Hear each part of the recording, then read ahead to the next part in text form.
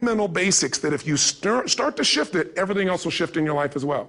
Some people, by the way, have to have more than enough money to do what they want, when they want, where they want, with whomever they want, contribute the way they want. And if that's their must, they find a way. I know that sounds overly simplistic, but it's true. You know, somebody once said you could take all the money in the world out of the hands of everybody, out of all the wealthy people in the world who are really successful, give it to other people. It wouldn't take too long, those people would have it back in their hands. It's not because they're manipulative, it's because they have a standard. Some are manipulative, don't get me wrong, but they've got a standard of what they're gonna find a way to make happen. I'm just simply saying to you, take those 3 magic words and live them. Raise your standard. And if you really wanna do it, then I'll tell you the most important secret. Have you ever done this? Have you ever told yourself you're raising your standard? Okay, I'm gonna go make this happen. I'm gonna go make this much money. I'm gonna transform my kids. I'm gonna create the ultimate relationship in my life. I'm gonna transform my body, whatever it is. And then you don't have strong enough reasons and you don't use it. You don't follow through. It's because you didn't back up your standards with what makes those standards real, and that's rituals. Rituals are where the power is. Whenever we do our Robbins results coaching, and we say Robbins equals results, the way we get results with people, it's the same way if you listen to my Ultimate Edge program, or back in the old days, Personal Power, or if you went to one of my seminars. You know what I do is I take these huge challenges you got and we break them down into little bite-sized steps. Little things you do each day that after you do them, you get so much momentum that it's easy to succeed. You're not overwhelmed.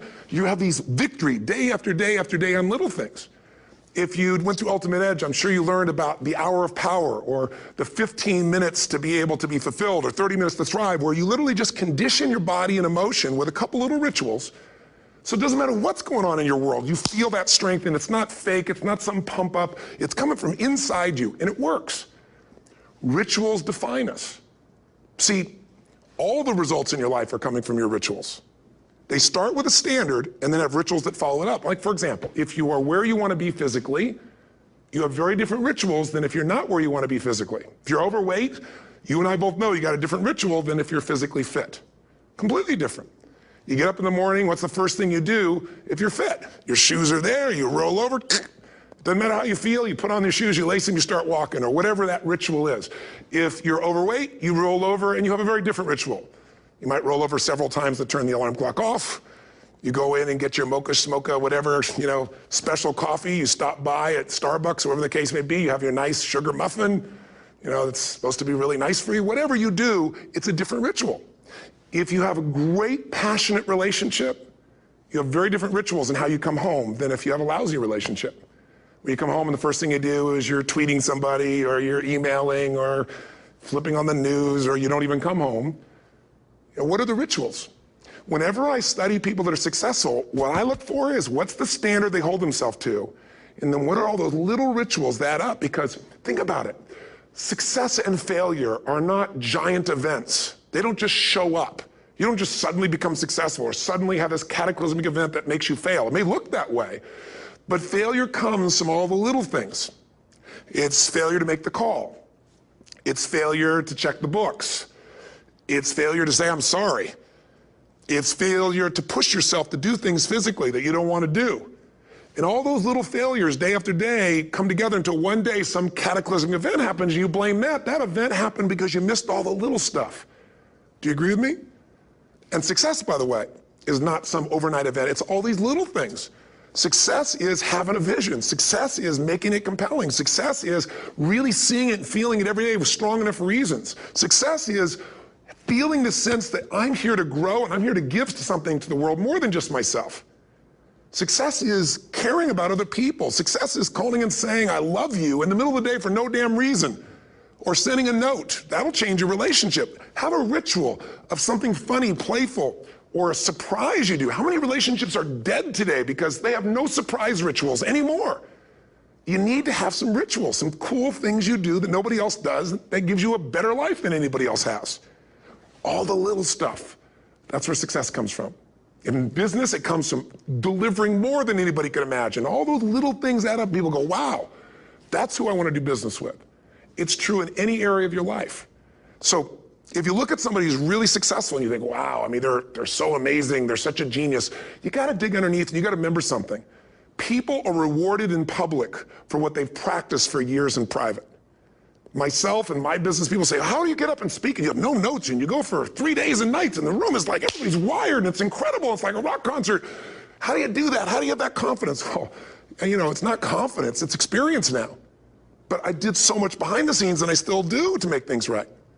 I mean, how many people would know that since the time I was 17 years old, before I walk out on stage, still do to this day, wouldn't need to do it, but I still do it, I never walk out there without being in an absolute peak state of mind. You know, there are days my back is hurting, my throat was hurting, or I may have had a challenge, or my father passed away, and I've still got to deliver for these people because my standard is give my all every time. Every event has to be better. Talk to anybody who's been to our events for 5, 10 years, some of our trainers, and I'll say, I don't know how he does it. He always finds a way to make it better. That's not an ego thing. That's a standard in me. I have to find the way. And my ritual, though, is I prepare, I think, I gather new information, I figure out how to put something across better. What do people need? I spend time with our customers. I see what's going on. And before I get on stage each time, I have this little ritual to put myself in a state of mind. And I did it starting like 17 years old. I started doing it. I'd say, I now command my subconscious mind.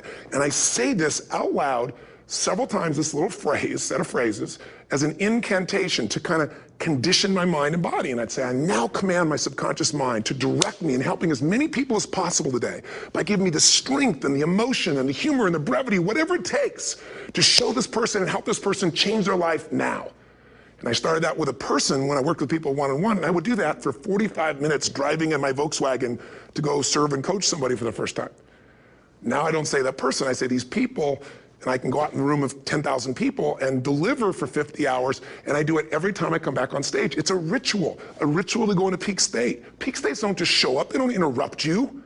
Great ideas don't interrupt you, you gotta pursue them. I talked to Michael Jordan, I'll never forget, at the peak of his career, and got to watch his final game, saw him backstage and spent some time with him, and it was a pretty exciting time. He was the greatest basketball player I think that ever lived and has ever lived. And I asked him, I said, you know, what sets you apart, Michael? You know, what is it? And is it God-given talent, ability, skill? What is it? And he said, Tony, you know, he said, I can shoot you straight. You know, it's not, you know, me trying to act humble. He goes, I have a lot of talent, a lot of God-given talent, a lot of skill. I've worked really hard. But he said, really, it's my standards. He said, every day I demand more from myself than anybody else could humanly expect. I'm not competing with somebody else. I'm competing with what I'm capable of. Magic formula. Because most of us lower our standards. Why? Because who you spend time with, my friends, is who you become. One of the biggest reasons I started going to seminars when I was like 17 is I had nobody around me as a great role model. I could read about somebody, but being around people, being in that environment was very different. Finding a way to go to work with someone who lived that standard of life was very different. You get around people with low standards and you compete with it. You don't need to compete with it. It's like, okay. I mean, remember Jerry Springer? I don't know if he's still in the air, but you know, I remember he used to get people on the show and I thought, where would he find these people? And why would people watch? I'll tell you why they watch. They watch these people and go, my life's still pretty darn good compared to that person. Look at them. You don't have to change your life. All you have to do is find somebody with a lower standard and you'll feel good about yourself. But if you feel that good feeling, it's an illusion. The only thing that's gonna make you happy, my friend, and this year or any other, is to step up. It's to raise the standard, it's to discover what you're capable of and feel that incredible power of pushing through whatever's holding you back and get to the other side of more of your true self. That's what this game's all about. And look at the best in the world in anything. Tiger Woods, what's his vision? To win golf tournaments? No, to be the best that ever lived. That's his goal, that's his vision. But here's what's interesting, he backs it up with rituals. If you just have a vision and you don't have the rituals, stop lying to yourself. His rituals are, he started doing things nobody did before. He went and started lifting weights. Golfers lifting weights? No way. He went out and he changed his swing when he was the best in the world because he realized in order to be the best that ever lived, he's gonna have to change his swing. If you know anything about golf, you don't change your swing when you're the best.